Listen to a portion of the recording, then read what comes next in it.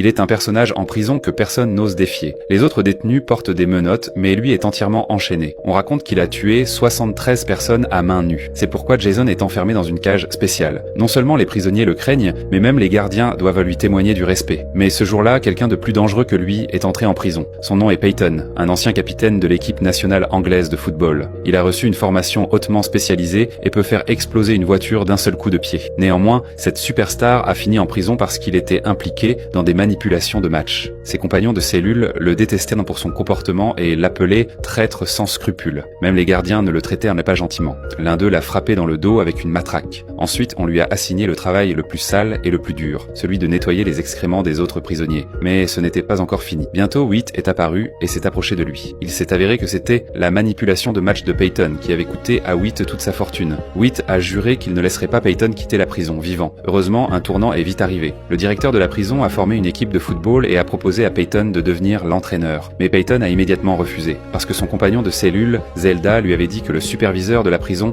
était l'entraîneur actuel. Peyton ne voulait pas lui voler la vedette et a donc refusé l'offre du directeur. Mais le directeur n'était pas non plus un homme facile. Il a fait battre Peyton par les gardiens et l'a ensuite enfermé dans la cellule de Peter. Alors que Peyton était frustré, Peter a eu une idée. La proposition était de former une équipe de détenus qui jouerait contre l'équipe des gardiens. De cette façon, il pourrait entraîner l'équipe des gardiens sans irriter aucune des deux parties. Évidemment, l'idée a été bien accueillie. Le directeur a accepté et le superviseur était également satisfait. Mais bientôt, un nouveau problème est apparu.